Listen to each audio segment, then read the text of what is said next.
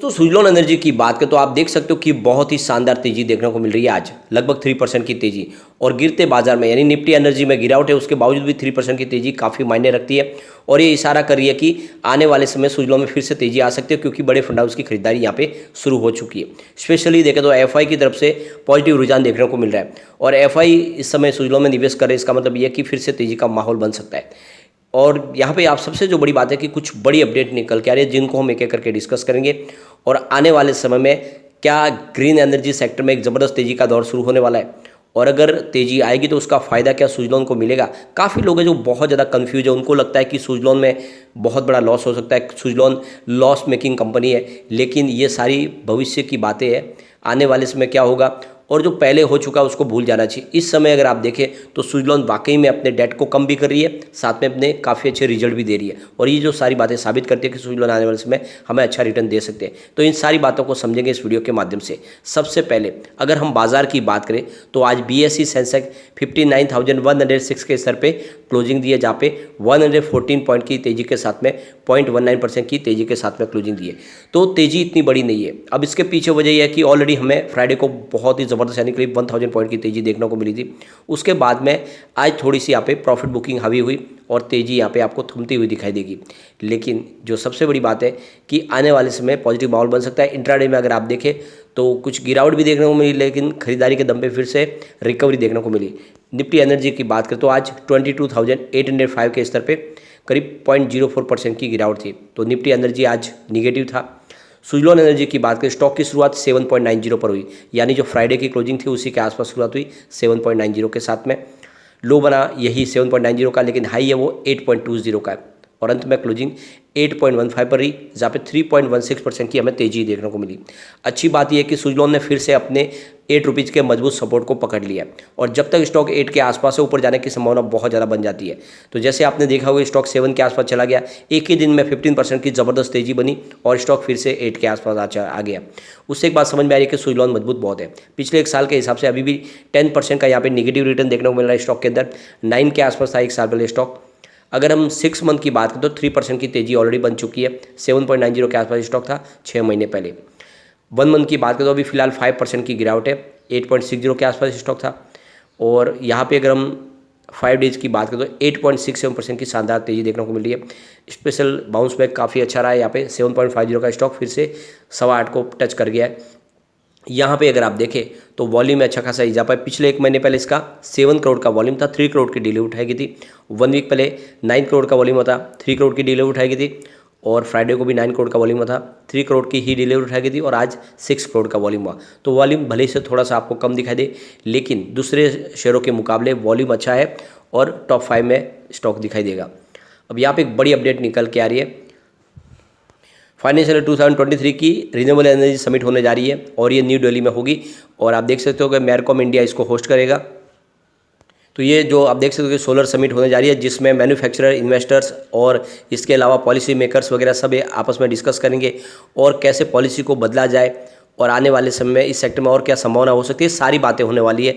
यानी एक तरह से इन्वेस्टर और मैन्युफैक्चरिंग के बीच में एक पुल का काम करेगा ये समिट। और आप देख सकते हो इसकी जो डेट है आ चुकी है, 26 अप्रैल से लेकर 27 अप्रैल 2 दिन की ये समिट होने वाली है।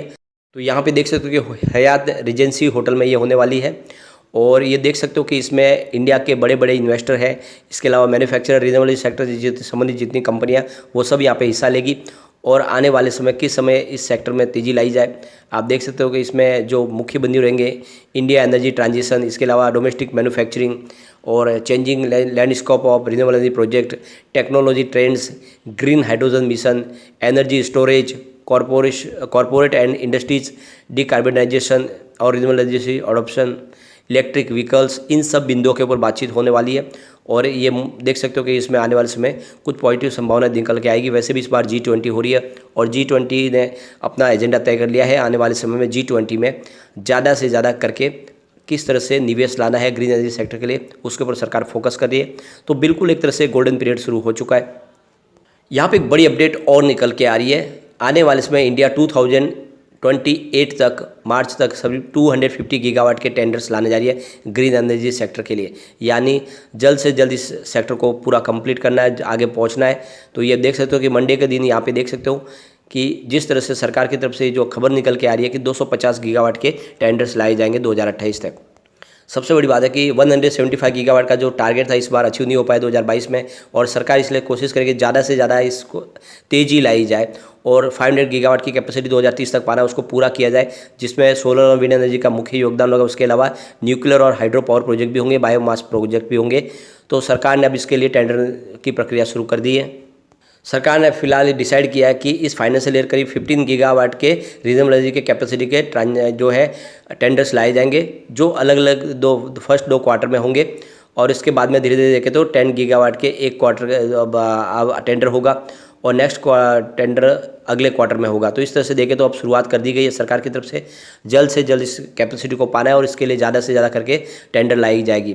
तो कुल मिला के देख सकते हो कि सरकार की तरफ से जो कोशिश शुरू की जा रही है उसका फ़ायदा इस सेक्टर को मिलने वाला है। सबसे जो बड़ी बात है कि इस समय इलेक्ट्रिसिटी कंजम्पशन लगातार बढ़ रहा है और अब आप देखें तो गर्मी का सीजन भी शुरू हो गया। ऐसे में ज़्यादा से ज़्यादा एनर्जी की ज़रूरत पड़ेगी और ऐसे में दोनों ही सोर्स की ज़रूरत पड़ेगी। कोल पावर की कैपेसिटी को भी बढ़ाया जा रहा है और इसके अलावा रिन्यूएबल एनर्जी के सोर्सेज को भी बढ़ाया जा रहा है। और वैसे भी ग्रीन हाइड्रोजन मिशन लॉन्च कर दिया गया। आने वाले समय में इंडिया में जितनी भी ग्रीन एनर्जी का निर्माण होगा उसको हाइड्रोजन में बदल के विश्व के अलग अलग देशों में पहुंचाया जाएगा। तो यहाँ पे एक जो बड़ी अपडेट और निकल के आ रही है, इंडिया के जो top 15 best renewable energy wind energy company जो है उसमें आप देखें तो आपको सबसे ऊपर सुजलॉन एनर्जी दिखाई देगी। तो यहाँ पे देख सकते हो कि सुजलॉन एनर्जी इस सेक्टर की सबसे पुरानी कंपनी है, 1995 में बनी हुई कंपनी है और इसका हेडक्वार्टर पुणे महाराष्ट्र में। फिलहाल कंपनी की प्रेजेंस अलग अलग 18 कंट्रीज के अंदर है और करीब 18,800 मेगावाट विंड एनर्जी की कैपेसिटी पा चुके हैं।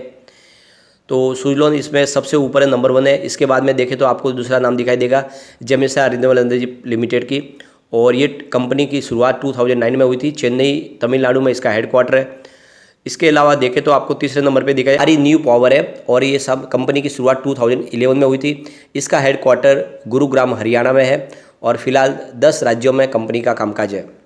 कंपनी विंड और सोलर प्रोजेक्ट दोनों ही करती है। इसके अलावा नंबर 4 पे है ग्रीनको ग्रुप, जो हैदराबाद हेडक्वार्टर है इस कंपनी का, और 2006 में इसकी शुरुआत हुई थी। और उसके बाद देखें तो आपको मैत्रा एनर्जी दिखाई देगी। ये कंपनी 2010 में बनी हुई है और आप देख सकते हो कि इस कंपनी का जो हेडक्वार्टर है हैदराबाद में है और काफ़ी अच्छा इसका बिजनेस भी है और मजबूती से आगे बढ़ रही है। इसके बाद में देखें तो आइनॉक्स विंड एनर्जी लिमिटेड है और आप देख सकते हो कि कंपनी की शुरुआत 2009 में हुई है। नोएडा उत्तर प्रदेश में इसका हेडक्वार्टर है। उसके बाद देखें तो आपको दिखाई देगा ऑस्ट्रो एनर्जी और ये 2014 में बनी हुई कंपनी है। इसका हेडक्वार्टर न्यू दिल्ली में है। इसके बाद आएगा नाम Adani green energy, Adani group की कंपनी है जिसका हेडक्वार्टर अहमदाबाद गुजरात में है और 2015 में कंपनी की शुरुआत हुई है।